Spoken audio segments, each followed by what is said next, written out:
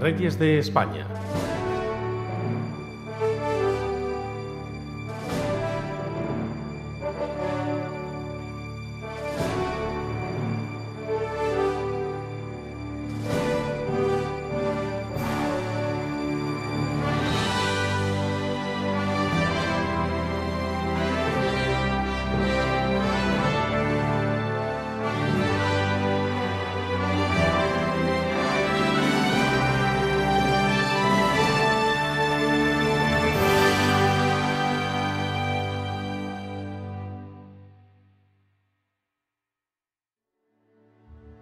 Isabel II nace con el estigma de ser mujer, que a efectos sucesorios, es cierto, era un lastre insalvable por motivo de la ley sálica, por entonces aún vigente.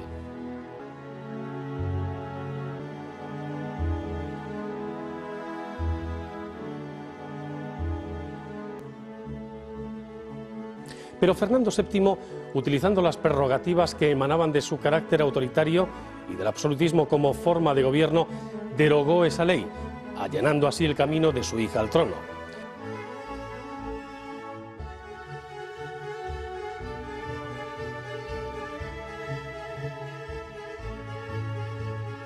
Para el hasta entonces príncipe de Asturias, el infante Carlos María Isidro, hermano del rey, era inaceptable la supresión de la ley sálica y proclamó su derecho al trono como solo los españoles saben hacer, con el uso de las armas, enfrentándose a los isabelinos en las guerras carlistas que se sucederían a lo largo del siglo XIX.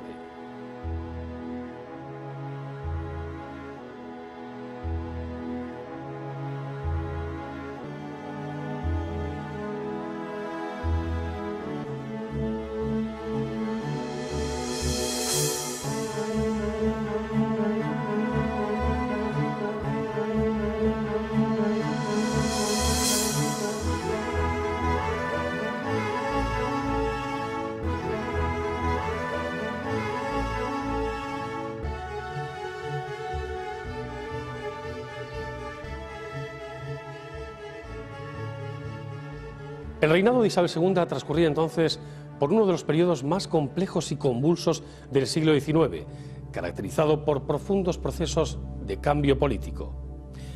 Estos se produjeron como consecuencia de la Revolución Liberal.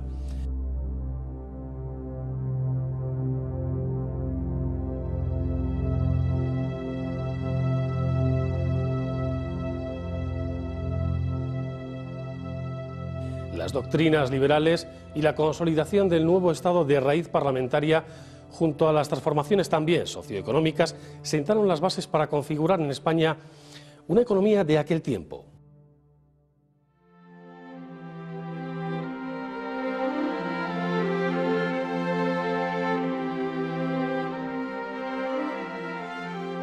Isabel II, la de los tristes destinos.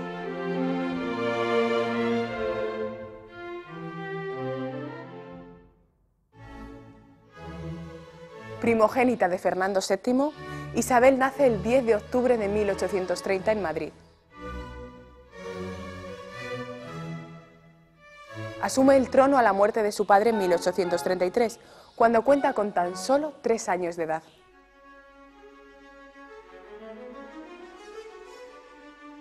Su nacimiento y posterior ascensión al trono provocan el inicio de lo que se conoce como guerras carlistas, ya que su tío, el infante Carlos María Isidro, hasta entonces heredero al trono, no acepta que sea nombrada princesa de Asturias y posteriormente reina.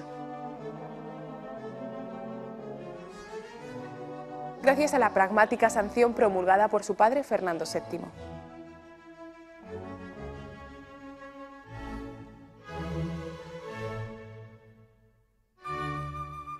Dicha pragmática deja sin efecto la ley sálica de 1713 y restablece el derecho sucesorio tradicional existente en Castilla y recogido en las partidas, por el que las mujeres pueden acceder al trono en el caso de que los reyes mueran sin descendencia masculina. Durante la minoría de edad de Isabel, el reino está en manos de dos regencias, primeramente la de la propia esposa de Fernando VII, María Cristina, que la asume hasta 1840.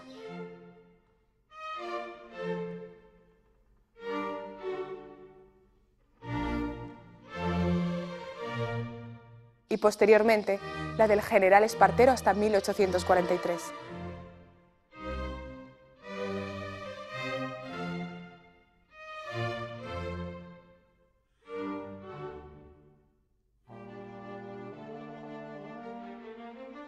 La regencia de María Cristina está marcada por el inicio de la primera guerra carlista. Durante este periodo, la reina se ve forzada a buscar el apoyo de los sectores más liberales. Esto obliga a la soberana a destituir al hasta entonces jefe del gobierno, Cea Bermúdez.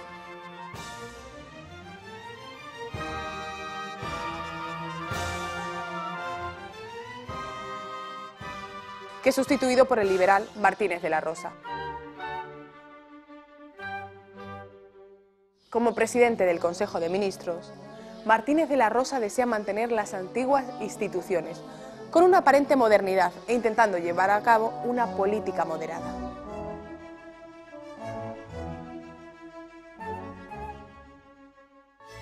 Pero los liberales presionan para poder llevar a cabo las reformas políticas y administrativas que necesita el país. Estos propugnan la redacción de una nueva Constitución, que finalmente desemboca en la creación del llamado Estatuto Real de 1834. Se divide el Estado administrativamente en 49 provincias.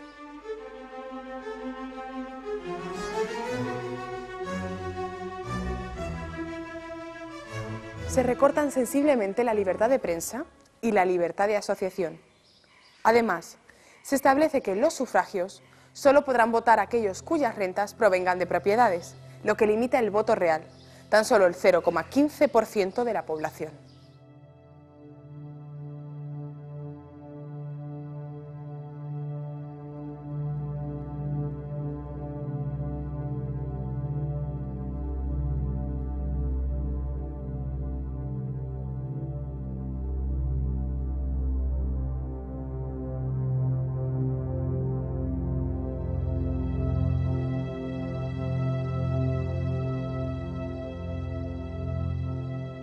Estando la regente de vacaciones en la granja de San Ildefonso, el 12 de agosto de 1836, el segundo regimiento de la Guardia Real, confabulado con los mandos militares de algunas regiones y ciertos sectores de la prensa, se dirige hacia el palacio para solicitar a la reina la derogación del Estatuto Real y la reinstauración de la Constitución de 1812.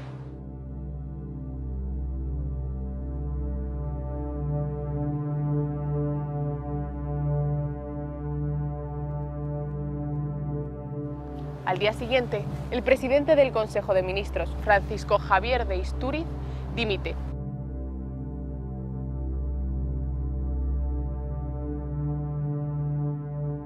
Y es nombrado presidente José María Calatrava.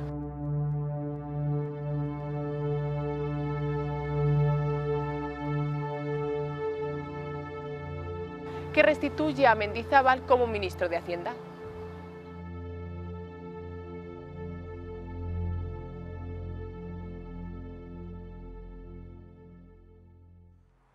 Álvarez de Mendizábal provocó una auténtica revolución económica con su célebre desamortización. Esta consistía básicamente en poner en el mercado mediante pública subasta las tierras y bienes no productivos, casi siempre en poder de las llamadas manos muertas, que en la mayoría de los casos eran la Iglesia y la nobleza. La desamortización pretendía crear una nueva burguesía de labradores propietarios, así como incrementar también los ingresos del Estado. En realidad, los bienes subastados casi nunca llegaban a manos del pequeño labrador, que no disponía de suficiente dinero para entrar en la puja, y sí a manos de los nobles y los burgueses más adinerados.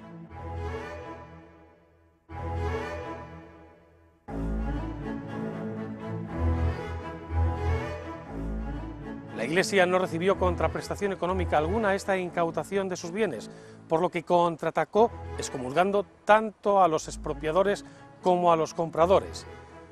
Esto provocó que la gente fuese remisa a adquirir dichos terrenos, por lo que se tuvo que bajar considerablemente el precio de los mismos.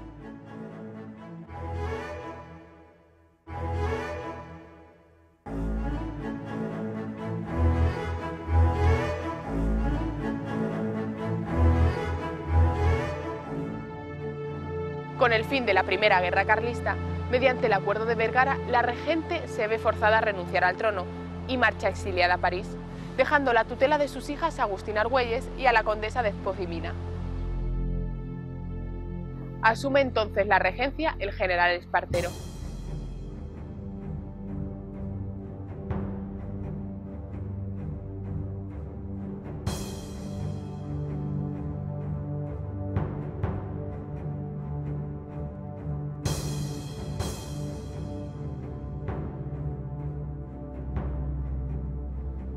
Los desaciertos de Espartero en política interior, así como su nefasta actuación en la insurrección de Barcelona, provocan su dimisión.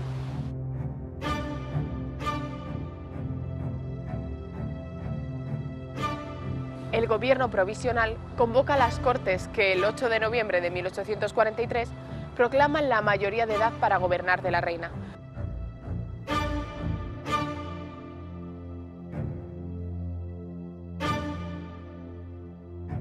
Cuando ésta tan solo cuenta 13 años. 2 días después, Isabel II jura la Constitución como nueva reina de España.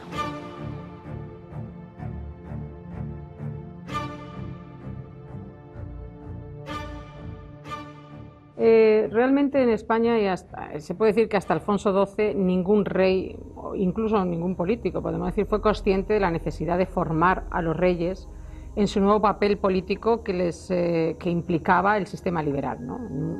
Una formación profesional, como pidió el propio Alfonso XII, para conocer el sistema constitucional, su propio funcionamiento, las delicadezas que realmente tenía este sistema en la práctica para entender el papel del rey y de las diferentes instituciones. Nada de esto.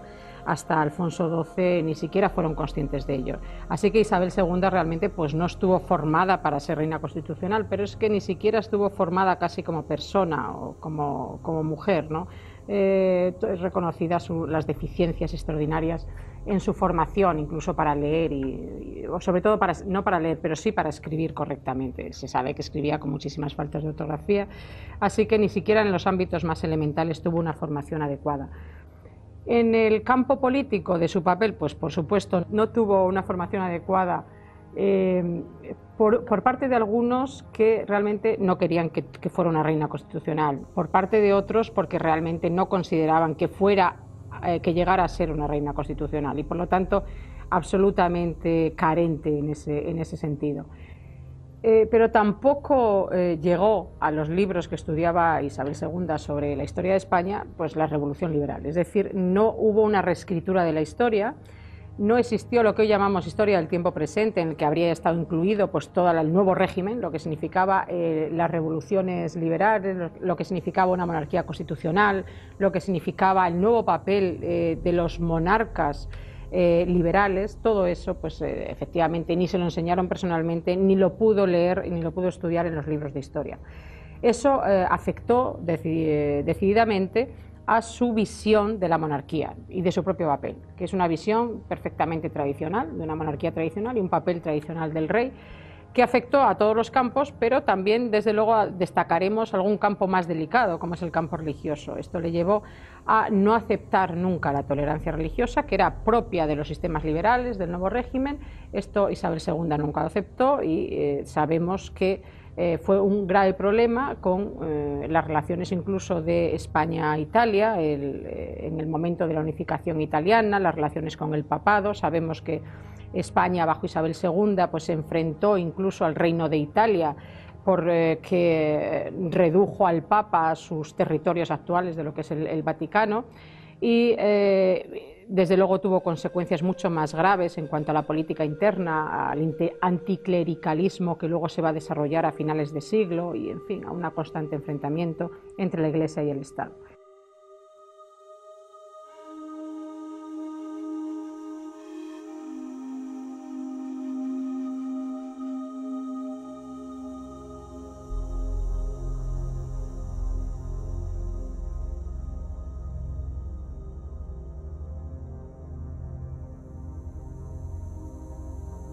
En los primeros años de su reinado, el partido moderado del general Narváez domina el panorama político, dando lugar a lo que se conoce como la década moderada.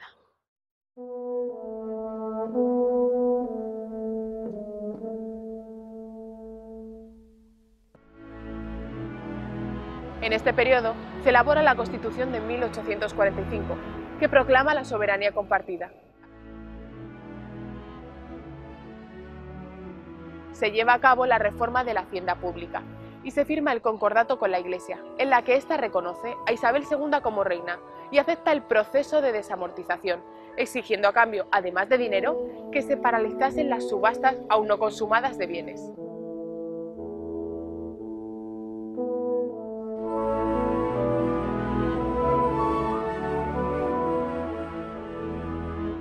En 1844, el gobierno de Luis González Bravo dicta un real decreto por el que se crea la Guardia Civil, policía rural de carácter militar y sometido al control del gobierno, cuerpo que surge de la necesidad de poner fin al bandolerismo surgido tras el final de la Primera Guerra Carlista.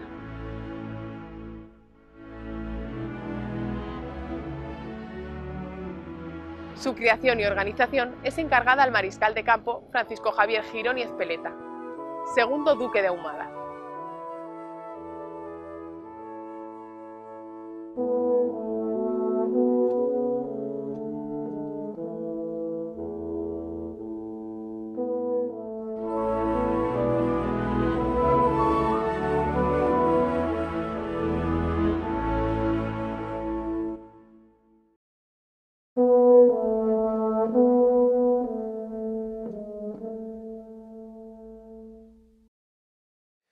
Uno de los asuntos más complicados de esta época fue precisamente el matrimonio de la reina, convertido el tema en una verdadera cuestión de Estado en el que además las monarquías europeas intentaban jugar sus bazas. Se optó finalmente entre varios candidatos por la figura de don Francisco Asís de Borbón, duque de Cádiz, un hombre apocado y de débil carácter y que no habría, es cierto, de interferir en la política de la época.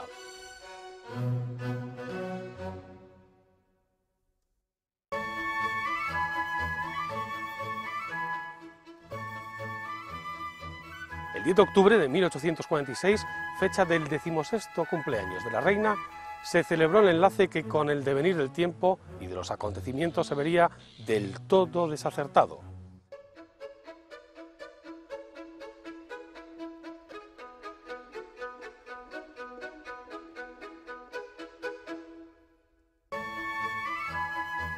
Además, el propio consorte sembraba serias dudas en la corte y en la propia reina y empezaron a correr rumores sobre la verdadera orientación de su sexualidad, murmuraciones que en ocasiones la propia reina se encargaba también de confirmar en los corrillos de la corte y de los que hacía partícipe a personajes como Benito Pérez Galdós.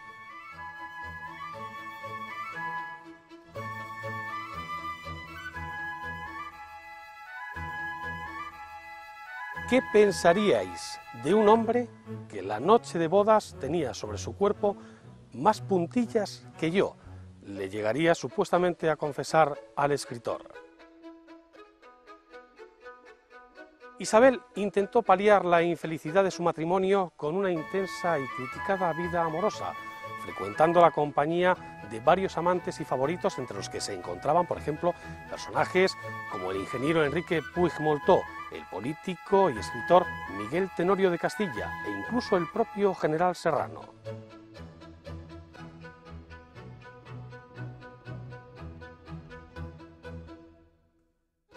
La soberana tuvo 11 hijos, de los que solo 5 llegaron a la edad adulta.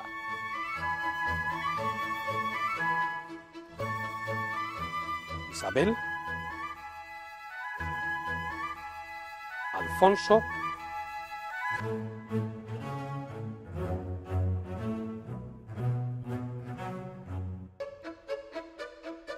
María Pilar, María de la Paz y Eulalia.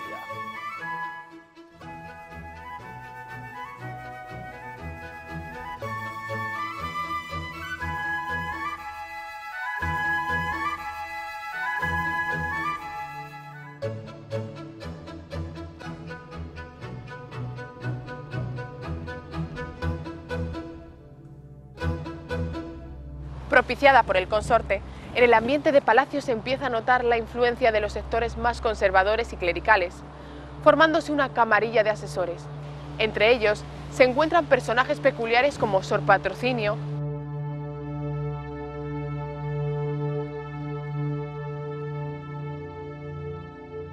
o el Padre Claret.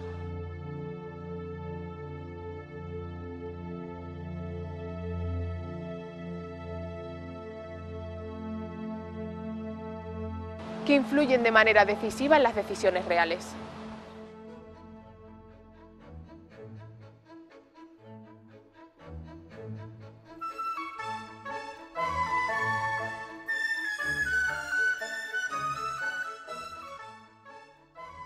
Las últimas investigaciones sobre el reinado de Isabel II nos han dejado demostrado que camarilla no tuvo Isabel II hasta mitad de siglo, hasta los años 54-56, los años del bienio, cuando llegaron el padre Claret y Marfori.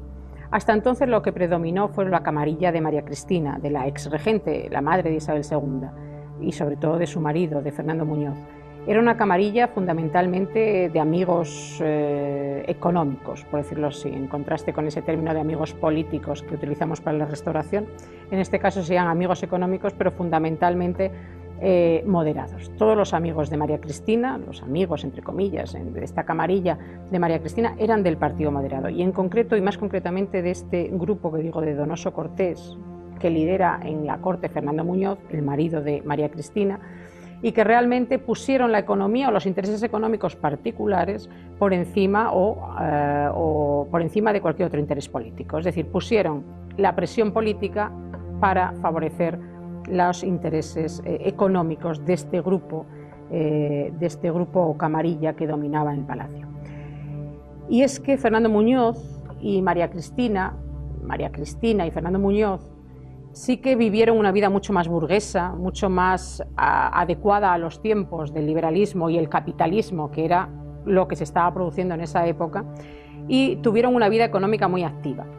De hecho, estuvieron muy relacionados con la economía cubana, incluso con negocios ilegales, como la trata de negros. María Cristina siguió traficando con negros después de la prohibición, ¿no?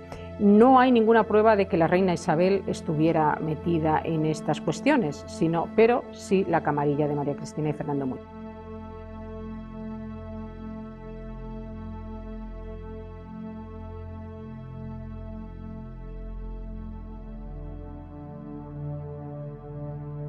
Al lado de esta camarilla económica, de intereses económicos de María Cristina y de Fernando Muñoz, existía la camarilla del rey consorte, de Francisco de Asís, ¿no? Que es una camarilla calificada de reaccionaria y clerical.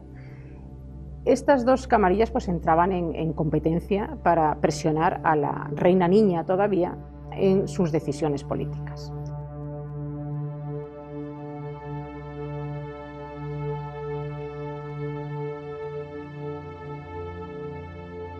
Lo malo, o lo que realmente hay que destacar, ya no solamente es que existieran estas presiones fortísimas alrededor de una niña mal formada, con un carácter débil, con temores religiosos excesivos, ¿no? Sino que además todas estas presiones políticas, estas presiones alrededor de la reina, se hacían por intereses exclusivamente particulares.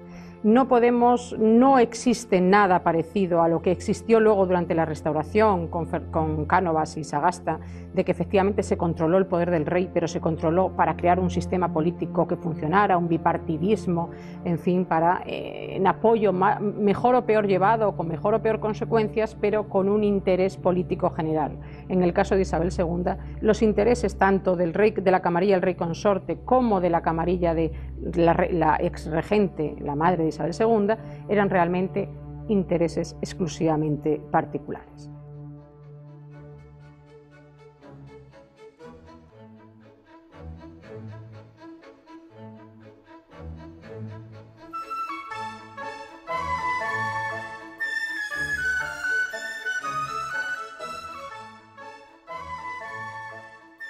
El 2 de febrero de 1852, la reina se dirige a la Basílica de la Virgen de Atocha para presentar allí, como era costumbre, a la infanta Isabel, la chata, nacida el 2 de diciembre del año anterior.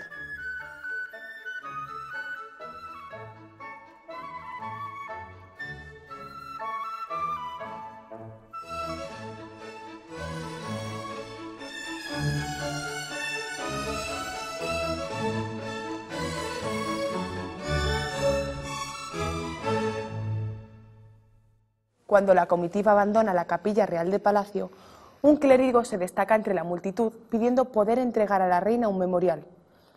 Los guardias en principio le impiden el paso, pero es la propia Isabel la que pide que el sacerdote sea llevado a su presencia. Cuando el cura se sitúa a la altura de la reina, extrae un estilete de su hábito y propina con él una puñalada a Isabel, alcanzándola en el lado derecho y produciéndole una herida de la que de inmediato empieza a brotar la sangre. Rápidamente, los alabarderos reaccionan deteniendo al agresor. Se trata del cura Martín Merino, un exacerbado defensor de las ideas liberales que anteriormente ya había tenido serios problemas con la justicia.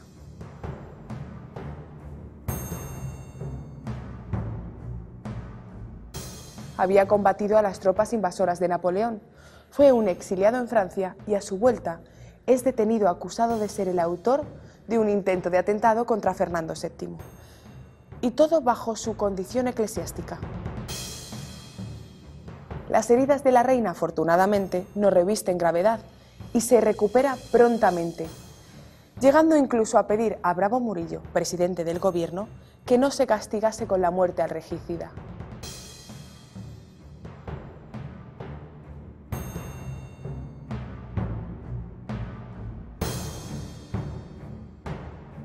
Por el contrario, la reina madre María Cristina solicita formalmente que sea aplicado al detenido un pronto y merecido castigo.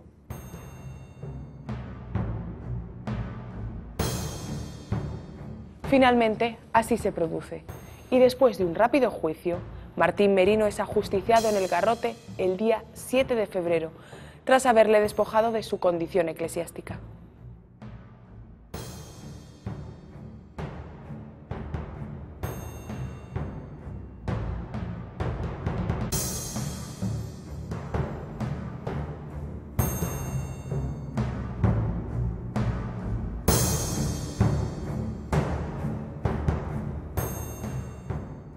Al gobierno de Narváez le había sucedido el de Bravo Murillo, mucho más tecnócrata.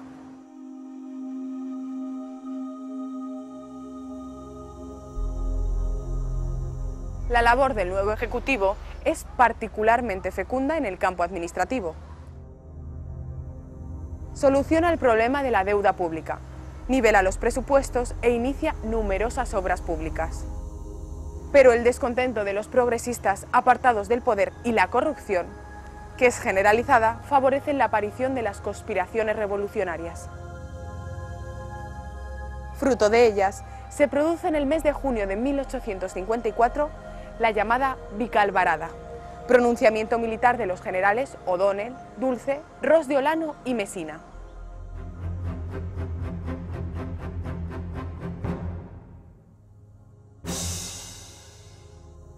La Vicalvarada tiene como meta en un principio desterrar la corrupción y propiciar un cambio de gobierno.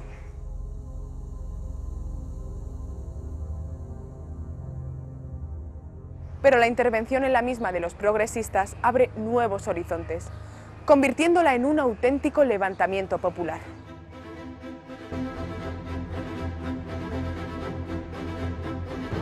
Mediante el Manifiesto de Manzanares, redactado por Cánovas del Castillo, se exigen reformas políticas y unas Cortes Constituyentes que propicien la regeneración liberal.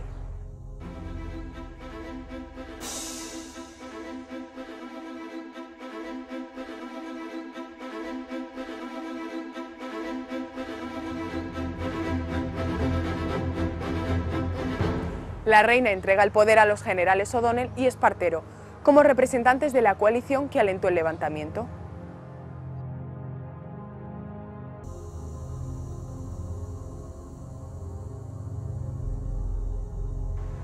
A los 3 meses de la muerte de Fernando VII, Agustín Muñoz, futuro conde de Riansares, se casa en secreto con la regente María Cristina, de cuya escolta forma parte.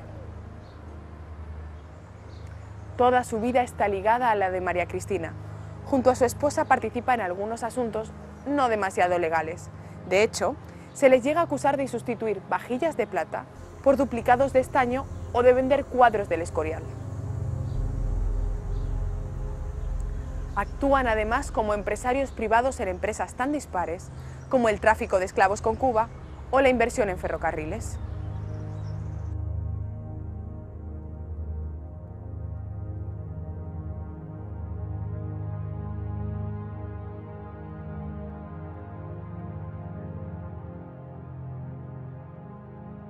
Por aclamación popular se expulsa de España a la reina madre y a su nuevo esposo, el duque de Riansares, que habían estado implicados en muchos de los negocios fraudulentos y corruptelas habidas en los últimos años.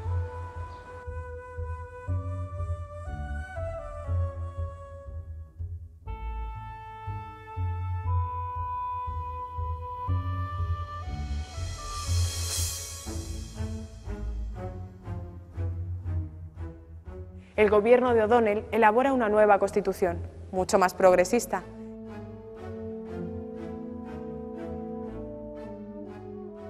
Y se promulgan leyes fundamentales para el desarrollo económico de España, como la de ferrocarriles o las bancarias y de sociedades.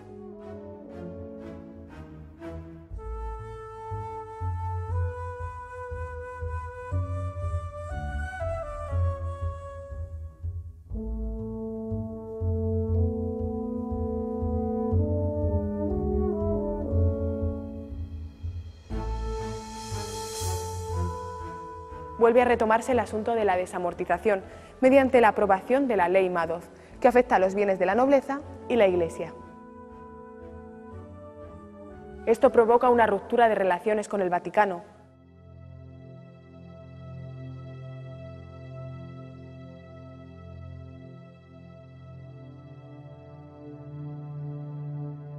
Dos años después de la Vicalvarada, Isabel decide reinar.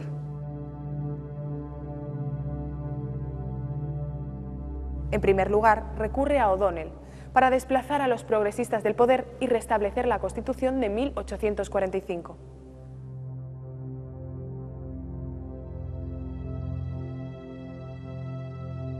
Pero a continuación, será Narváez quien gobierne durante el bienio 1856-1858.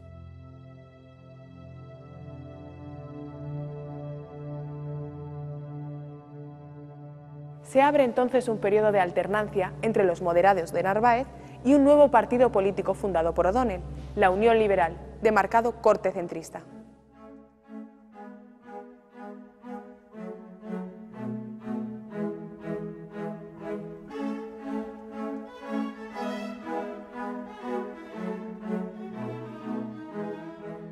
Entre 1858 y 1863 fue O'Donnell el verdadero protagonista de la vida política, junto a su partido, la Unión Liberal, produciéndose un periodo de relativa calma social, una gran prosperidad económica y una reactivación en la política exterior con las intervenciones en la Guerra de Marruecos, la de México, la invasión de Indochina junto a Francia y la anexión de Santo Domingo.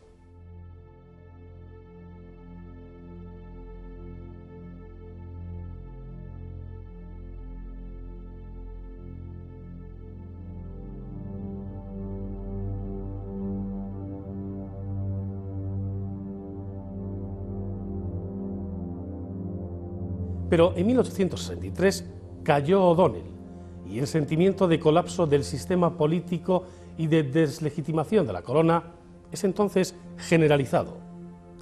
Además, la vida amorosa de la reina y los escándalos de palacio, aireados por el propio consorte y la camarilla que le rodea, ayudaron a desprestigiar notablemente la imagen de la monarquía.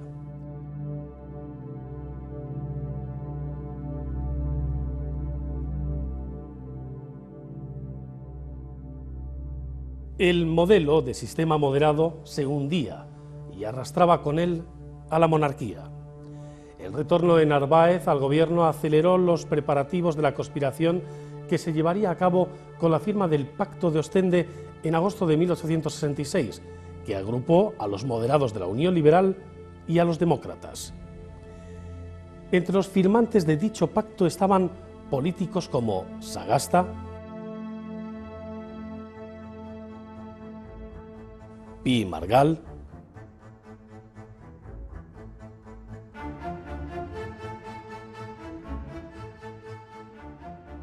y militares como Prim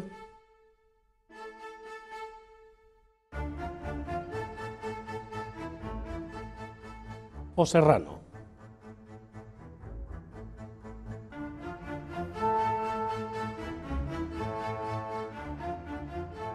La coincidencia de una grave crisis económica y el endurecimiento del nuevo régimen presidido por Luis González Bravo, de infausto recuerdo por ser el artífice de la represión en la llamada Noche de San Daniel,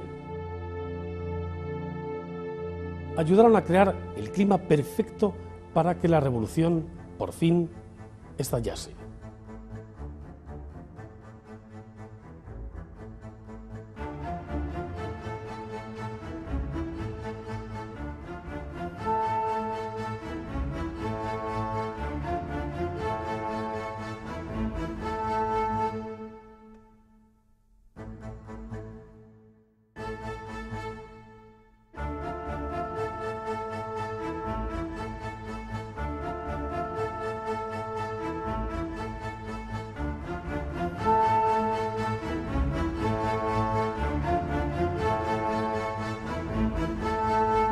Isabel II había tenido una práctica política de apoyo permanente al sector más conservador de sus políticos, al sector de los liberales más conservadores, que era el sector de los moderados.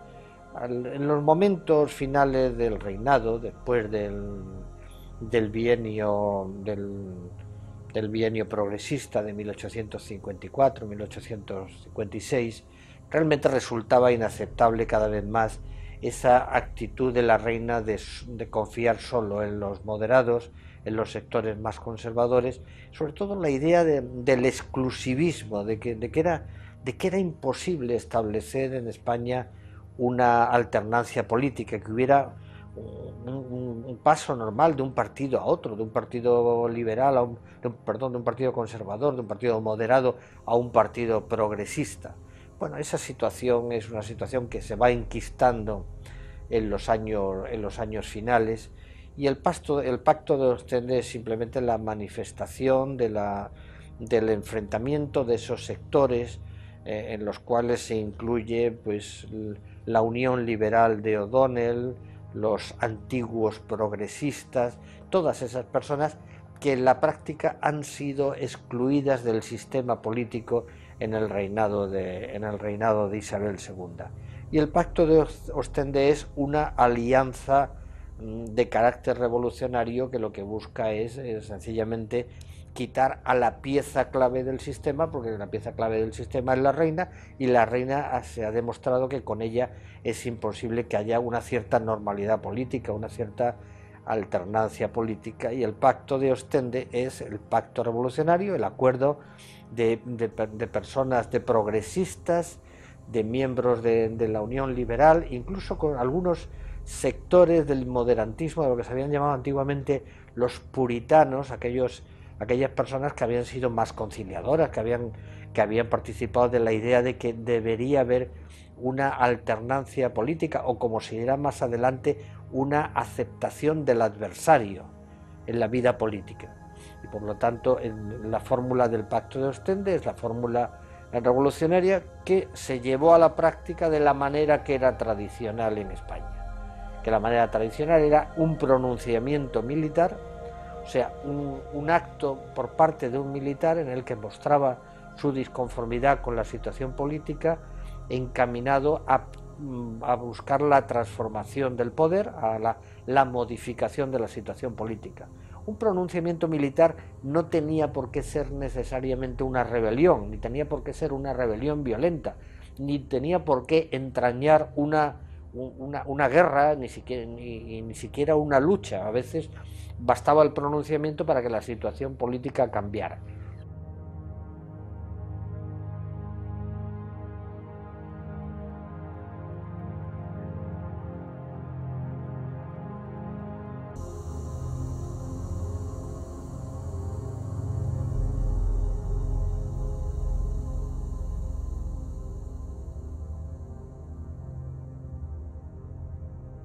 El 18 de septiembre de 1868, la Armada Española, que estaba atracada en Cádiz al mando del almirante Topete, se pronuncia al grito de «¡Abajo los Borbones! ¡Viva España con honra!».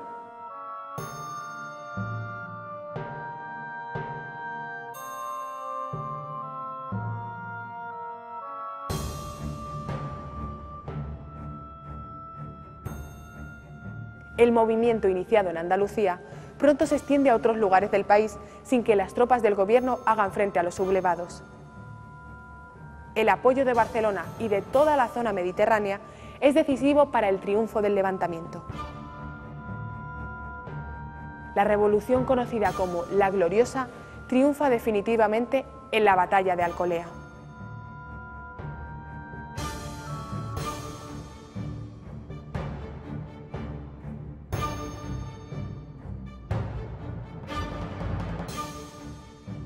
La reina, que en ese momento disfruta de unas vacaciones en Guipúzcoa, se reúne el 10 de septiembre con Bravo Murillo, confiada en la tranquilidad del país, pero se entera de la verdadera dimensión de la sublevación gracias al telégrafo. Isabel intenta entonces ponerse en contacto con Napoleón III para solicitar su ayuda, pero este se inhibe totalmente del problema español.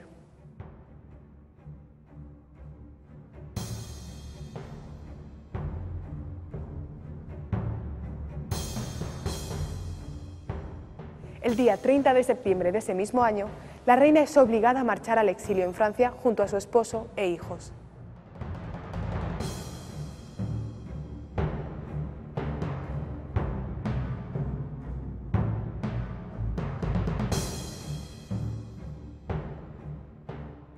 En 1868 se producirá la revolución, se producirá la manifestación de los revolucionarios en Cádiz con el almirante Topete, lo que se llama la rebelión, la sublevación gloriosa o la revolución gloriosa de septiembre de 1868, y no será un pronunciamiento al viejo estilo, sino que realmente irá acompañada de un movimiento de tropas. El movimiento de tropas es que el gobierno de Madrid decide enfrentarse a los revolucionarios, a los sublevados. Habrá una batalla en las afueras de Córdoba, concretamente en Alcolea, y en esa batalla pues serán derrotadas las tropas leales a Isabel II.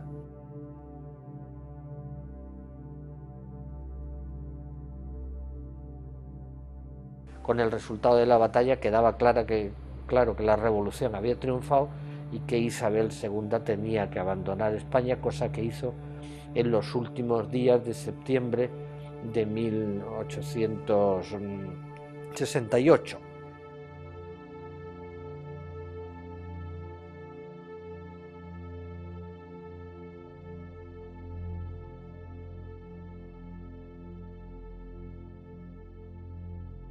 Se puede decir que el pacto de Ostende es el acuerdo político, la fórmula política que lleva a la revolución de 1868 y al derrocamiento de Isabel II. A partir de ese momento, a partir de septiembre de 1868, Isabel II desaparece ya del escenario político español, ya no volverá realmente, salvo para vacaciones muchos años después, pero realmente desaparece de la escena política, y España queda de momento como un reino descabezado, con una persona al frente del reino, que es el general Serrano, al frente de un gobierno provisional que tiene que decidir prácticamente todo, o sea, que tiene que decidir cuál es el futuro de España en adelante una vez derrocada Isabel II.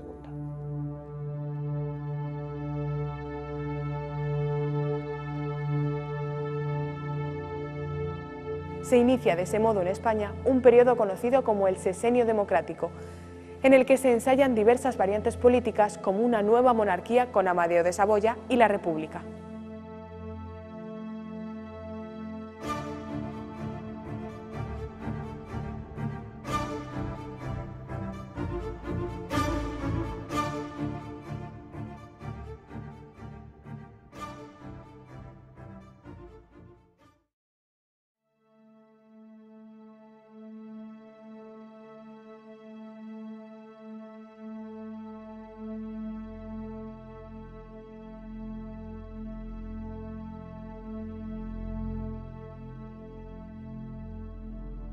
Comienzan así para la reina un largo exilio que durará hasta su muerte. Durante 30 años, Isabel vive en París alejada de cualquier actividad política y separada de su esposo. En 1874, la reina abdica en su hijo Alfonso.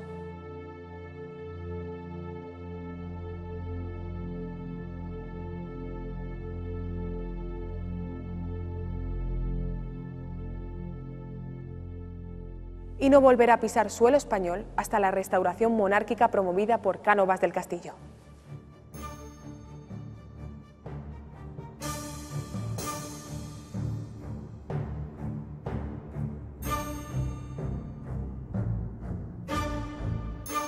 El 9 de abril de 1904, en su residencia parisina, fallecía Isabel por complicaciones derivadas de una gripe.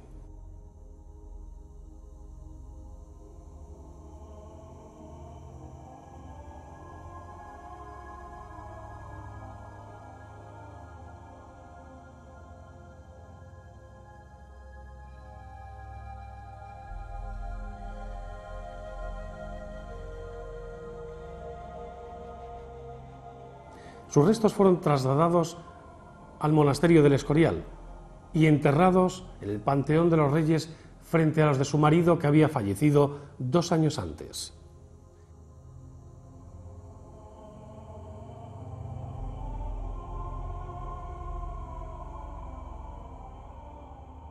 La España que dejó Isabel II era una nación mucho más evolucionada con respecto a la que ella había heredado de su padre, especialmente en el aspecto económico y también en el de las obras sociales.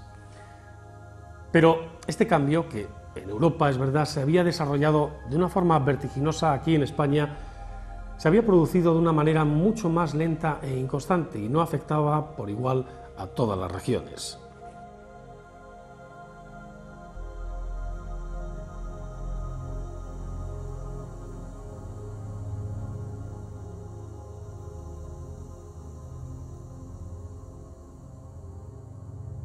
La personalidad de la reina, con un carácter aniñado, es verdad que sin dotes para el gobierno y siempre presionada especialmente por su madre y luego por los generales Narváez, Espartero y O'Donnell, impidió que el tránsito del antiguo régimen al nuevo modelo liberal culminase, por lo que de esta forma España es verdad que llegó al último tercio del siglo XIX en clara desventaja a otras naciones europeas.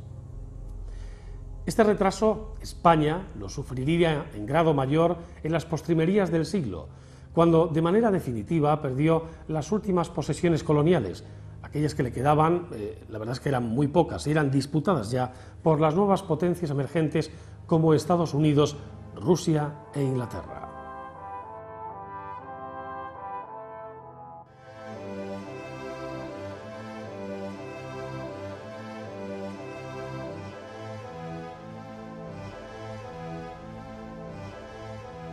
Así pues, y ya mencionadas las dificultades de Isabel II para controlar estas presiones políticas, sobre todo por parte de los moderados, ¿no?, de Donoso Cortés, hay que decir que, a pesar de la letra constitucional, que todos sabemos, en una monarquía constitucional el rey es irresponsable, es un principio básico del funcionamiento de una institución que es permanente y que por lo tanto no se puede cambiar, es un principio fundamental. Pues a pesar del cual, de esta irresponsabilidad teórica de la monarquía, Isabel II y su reinado pues incurrió en una responsabilidad constante, en una responsabilidad política constante. Así que podemos resumir que la reina, ni como mujer, que era un papel importante también en la época, era la época en que la mujer tomaba un papel diferente, la mujer burguesa, que ya se le exigía ciertas habilidades, tanto sociales como en la familia, la madre de familia, pues ni como mujer, por sus conocidos escarceos y problemas amorosos, ¿no?, constantemente comunicados tanto en la época como ahora, ¿no?, en cualquier bibliografía al uso, pues tanto por su vida política como por su vida privada no podemos decir que fracasó en su papel de reina y fracasó en su papel de mujer burguesa, podríamos decir entre comillas. Y en este fracaso, también como mujer, hay que de nuevo mencionar a los moderados, ¿no?, porque fueron precisamente los moderados, cuando no conseguían lo que se proponían con las presiones políticas, los que primero y mejor difundieron todas las intimidades de la reina. Presionaron exageradamente sobre las debilidades de la propia Isabel II y de su matrimonio lamentable con Francisco de Asís, y sacaron a la luz pública cuando les convino todas las bajezas y las debilidades de esta reina, más que ningún otro. Por ello podemos concluir que no solamente Isabel II fracasó como reina y como mujer en este sentido, sino que realmente los moderados, y sobre todo los moderados que estaban más cerca de la monarquía, y la propia madre de Isabel II, la regente María Cristina, a todos ellos les faltó un sentido institucional de la monarquía.